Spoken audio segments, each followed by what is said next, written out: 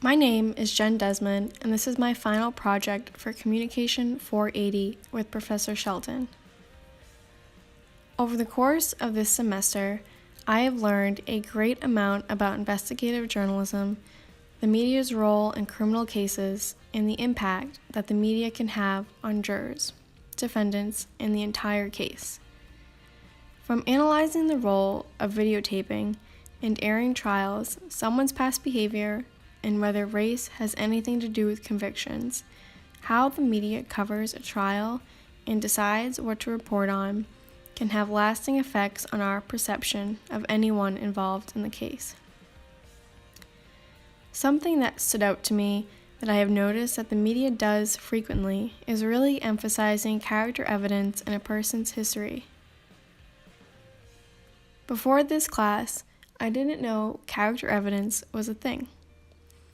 But it was interesting to see how character evidence is supported by their prosecution and how that can change an audience portrayal of the defendant. We saw this in Casey Anthony's case and how she was portrayed as a horrible mother with pictures of her partying in the West Memphis 3 case and how their interests in Wicca became the premise of their conviction. We even saw it in Amanda Knox, and how her promiscuity and sex life plays headlines in European media outlets. We also see character evidence being used in Serial too. Throughout the podcast, Sarah notes several times how Adnan was supposedly a good, smart kid that everyone seemed to love. He was athletic and came from a conservative and religious family, but in one episode she changes. She begins not to care how Adnan acted or if he was a good person. She just wanted to know what he did that day that Hay was killed. She just wanted the truth, and that was something she couldn't seem to figure out. Over the span of this course, I have learned to look at media in a different light. I've learned how the media can paint cases differently depending on how and what they report. What aspects of a trial they cover inherently impacts their audience perception. It impacts everyone involved in the case as well. I've learned the effect of media broadcasting can have on jurors and the way defendants or prosecutors behave if the case is being filmed. If the general public believes someone is guilty, the jurors might have a difficult time going against what the public believes. To begin my analysis, I have broken the project into 5 different sections. I will first discuss the podcast and what investigative journalism is. Then, I will talk about the impact of covering a criminal case in the form of a podcast to a more traditional way of reporting. Next, I will discuss Adnan Syed's case and its similarities and differences to the cases we have analyzed in class. Lastly, I will talk about how I believe Adnan's future will play out and whether or not I think he will remain in prison. Section 1. What is investigative journalism and how does it differ from other types of journalism? How is serial investigative journalism? According to the Global Investigative Journalism Network, investigative journalism is a, quote, systematic, in-depth, and original research and reporting, often involving unearthing secrets. Others note that its practice often involves heavy use of public records and data, with a focus on social justice and accountability, end quote. They also noted that it involves rigorous fact-checking, and that is not something that can be done in a day or two, but that takes a long time. This form of journalism differs from other types of journalism in several ways. Unlike a traditional stance on journalism, where one may think of TV news or newspaper reporting on politics, crimes, or natural disasters, investigative journalism looks for truth and answers. Unlike other forms of journalism, where reporters are simply stating the facts. To find answers to something that some may not want the public to know, it takes time, it takes interviewing a lot, and it takes heavy research. It goes beyond just stating the facts. It's trying to find those facts and truths in the first place. The podcast Serial is a great example of investigative journalism. For Serial, Sarah Cohen and her team dug deep into Adnan Syed's case. From cross-checking timelines and cell phone records, location, and Jay's statement, they looked at the case and whatever the evidence was presented, not only in a different light, but they analyzed issues that should have been discussed by Jay or Adnan's lawyers that weren't. Sarah and her team sought out to find the truth of what really happened to Hay and look for the murder from all possibilities.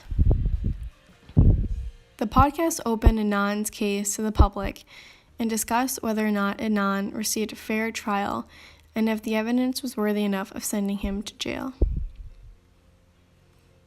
Section 2. What is the impact of non-traditional way of covering a criminal case versus a more traditional form like TV news stories, documentaries, or articles? Reporting news through the form of a podcast is becoming increasingly popular nowadays. Not only are they easy to listen to, but they can be listened to almost anywhere, driving, commuting, walking, which makes them very convenient. And for those who do not enjoy reading through news articles, it can be a more entertaining and accessible way to stay informed. But there are some drawbacks too. A few things come to mind when I consider the impacts of covering a criminal case through a podcast compared to traditional forms of reporting like newspapers or TV. If someone is reporting from an independent podcast where they are running it themselves, I am not sure if they are being held to any standards or of ethical and accurate reporting. Whereas a news station or newspaper company would be held accountable to report accurate information and abide by a code of ethics. But for someone who is running their own podcast, they probably are not being held to the same standards and can likely report on whatever they want. Another impact of podcasts are biases. Biases can easily be inserted into podcasts, especially if they are trying to brand their podcast one way or another, or if they're in favor of someone being guilty or innocent. This can affect what they choose to report to listeners and how they choose to report to their listeners. This is especially important because instead of letting the listeners form their own biases and opinions, they're being formed by the opinions of the person running the podcast. Traditional forms of reporting can obviously have biases as well, but listening to someone speak, especially if it's interesting, makes it much easier to form biases. Section 3. Reflect on what we've covered this semester. Which cases are similar to Adnan Syed's case? Why? How are they different? Adnan Syed has been serving a life sentence since 2000. He was convicted of murdering Hae Ming Lee, a former girlfriend. Out of all the cases we have covered this past semester, the one that stands out to me as far as similarities go is the West Memphis 3 case, where Damien Eccles, Jesse Miskelly, and Jason Baldwin were convicted of the murder of 3 young boys in Arkansas. Eccles was sentenced to death, and the other 2 were serving life sentences. With the help of new DNA evidence not linking them to the crime, they were released 18 years later. But they served 18 years of jail time for a crime they did not commit. If we are presuming that Adnan is innocent and also serving jail time for the murder he did not commit, these 2 cases are pretty similar. Not to mention, In a recent New York Times article, the DNA that was further tested from Adnan's case found that none of his DNA was found on Hay. Aside from these cases having a similar premise, they share similar convictions too. The West Memphis Three were primarily convicted because they had apparent interest in cult activity and heavy metal music, and the police suspected that the murders were due to a satanic ritual. They were basically picked by default. After almost 12 hours of interrogating Jesse Miskelly, who supposedly had a very low IQ, was a minor at the time, had no lawyer or parents present, he had eventually confessed to the crimes. It later became clear that the police may have pressured him into confessing. This case is similar to Adnan's because the West Memphis Three were serving sentences based off of accusations and limited evidence. Adnan is serving a life sentence because of Jay's account and cell phone records that slightly match Jay's story. For both of these cases, there is no physical evidence linking them to the crime, and there is quite a lot of information that suggests they aren't murderers. Other suspects were not looked at in either of these two cases. Once an anonymous person had come forward and told the police that Adnan killed Hay, any other possibility of another suspect was dropped. Again, he was picked by default as well. Similarly, this happened with the West Memphis Three. Once the idea was out that these three young men were possibly killers, there was no point to look for other suspects.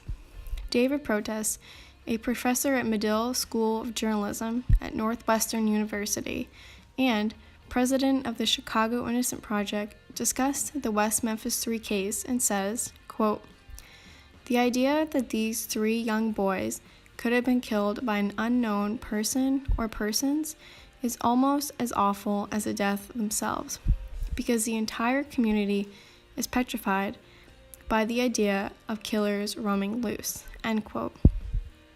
This is something that seemed to have happened in Adnan's case.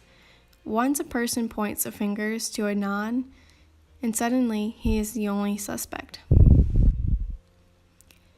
Another similarity is how popular both of these cases were to the public. The West Memphis Three had a large group of supporters, some of whom were famous actors and musicians. This drew the attention to their innocence even more. We see this in Adnan's case as well.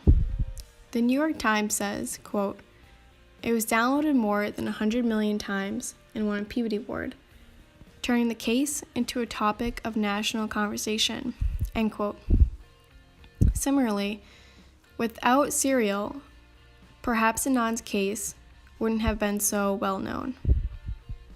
Either way, both of these cases have had an overwhelming amount of people support their innocence. Adnan's case also differs from many of the other cases we have discussed in this class. Most of these cases we've discussed dealt with suspects not being found guilty of the crimes. Casey Anthony, O.J. Simpson, Amanda Knox, Michael Jackson all come to mind, even though there was an overwhelming amount of evidence to convict them. They were all eventually found not guilty. This was completely different from Adnan's case, where the evidence to convict him was limited and based off of one person's account and an anonymous phone call, yet he was still sentenced to life. Section 4. Do you think Adnan is guilty? Why or why not? What questions are still left unanswered for you? Serial really made me wonder whether Adnan is guilty or not. If I had to lean towards one way, I think I would say he is not guilty of murdering Hay, like Sarah claimed in her podcast, and perhaps I am mostly biased from her account, but I do not think that Jay's testimony and cell phone records are enough to put someone who was 17 at the time in jail for his entire life. I don't think Adnan is guilty for a few reasons. Like others, I don't see a strong motive for Adnan to kill Hay.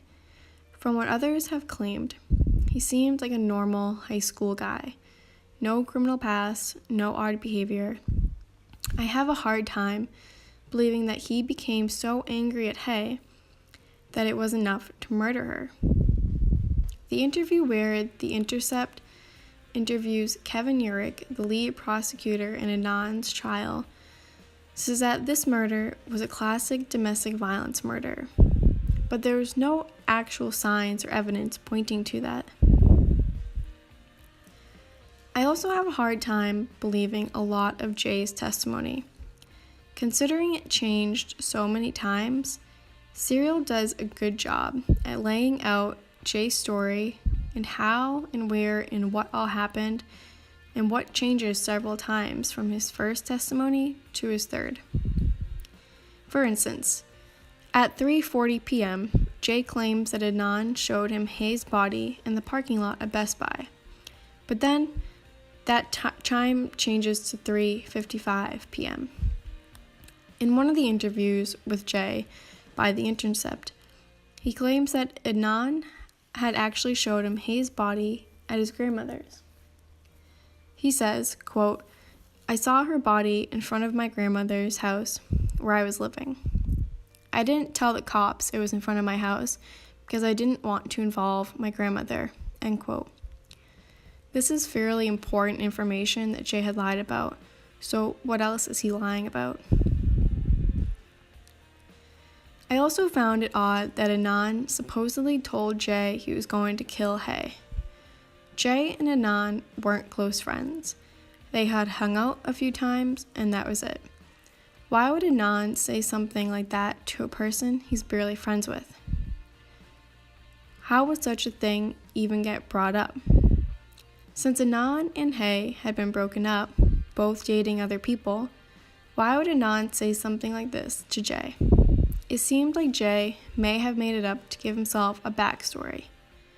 According to a New York Times article, the finale on the HBO documentary The Case Against Adnan Syed revealed that new DNA evidence has come forward and found that, quote, "no trace of Syed's DNA on the many samples taken from Lee's body and car during the investigation," end quote. So there we have it. No trace of Adnan was found on Hay, her car, nothing. If he did kill her, he sure did a fantastic job at leaving no DNA behind.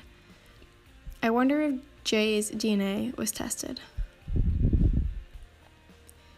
Another reason I do not think he is guilty is because of the 80 alibi that came forward and said that they saw Adnan the day and time Hay was supposedly murdered. Asia McLean, who came forward to say she saw Adnan in the library at the time that Hay was supposedly killed, was never brought to court to testify. If Jay's testimony was taken so seriously, why wasn't hers? According to Jay's timing and the cell phone's pinning, Adnan would have had to skip school after track practice. I find it odd that Adnan would do this. If he was going to kill Hay at this time, wouldn't skipping his track practice that he goes to every day make it too obvious that he killed her? Wouldn't it really make it noticeable that, of course, the one day he skips practice, Hay goes missing? The thing that baffles me about this case is Jay and makes me reconsider whether Adnan is guilty or not. If Adnan didn't do it, why would someone like Jay, who was dealing drugs, had a criminal past, come forward and admit to being in compliance? That seems to be too risky. Why involve yourself with the police and a murder? What was in it for Jay? This is ultimately what I do not understand about the case. If Adnan didn't do it, and Jay did make up the entire story, How did he get it to match so closely to the cell phone records and the pinnings from the cell towers? Also, why was Adnan's phone being pinned from Lincoln Park at the same time where Jay says he helped bury Hay? This is where I sometimes doubt myself believing that Adnan is innocent. This makes me wonder, did Jay do it, and that's how he knows the story and the cell phone records so well? Was there another person involved who threatened Jay into saying Adnan did it? This case is so full of he said, she said, that it is hard to pinpoint what the truth is. A lot of people said that they saw Adnan at the time that Hay was supposedly killed. So where is Jay getting this from? Section 5. What do you think will ultimately happen? Will Adnan remain in prison, or will he be exonerated? Why do you feel this way? Well, with the recent news about Adnan's case and that he has been denied a new trial, I don't know if he'll ever be exonerated or be left to remain in prison. This is quite a shock from before, where he was granted permission for a new trial, which took 3 years to decide. The New York Times says, quote, "The appeals court agreed that Mrs. Guzera's erred in failing to investigate the potential alibi witness, but disagreed that this additional evidence would have changed the outcome of the case." End quote. How is this possible? There is additional new evidence that favors Adnan's innocence. I'm surprised, after all the discussion from Serial, the HBO documentary, news reports, that the judge would deny Adnan a new trial.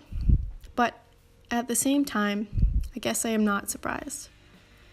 The majority of what we learned in class was the media's impact on criminal cases. There are several forms of media that analyze Adnan's case: podcasts, documentaries, hundreds of articles, viral Reddit forums. Millions of people are aware of Adnan's case and probably all take a similar stance on Adnan being innocent. That would obviously impact potential and future jurors and shape the case in a profoundly different way from before. But it is disappointing. So many people have advocated for his innocence. Why not take a closer look at the evidence, the alibi, and Jay's testimony in court where it actually matters? Although I truly hope Adnan is eventually granted bail or a new trial, because I do believe he is innocent, and I believe that he should be given a second chance to redeem his innocence, I don't think it'll ever happen. My confidence in the judicial system is low for people like Adnan, where they are potentially serving jail time for a crime they didn't do. It seems that the court doesn't want to take a chance that they perhaps screwed up big time and put an innocent man in jail for his entire life. I do hope, with the recent news that no DNA of Adnan's was found on Hay or in her car, that the court system and judges will reconsider a new trial for Adnan.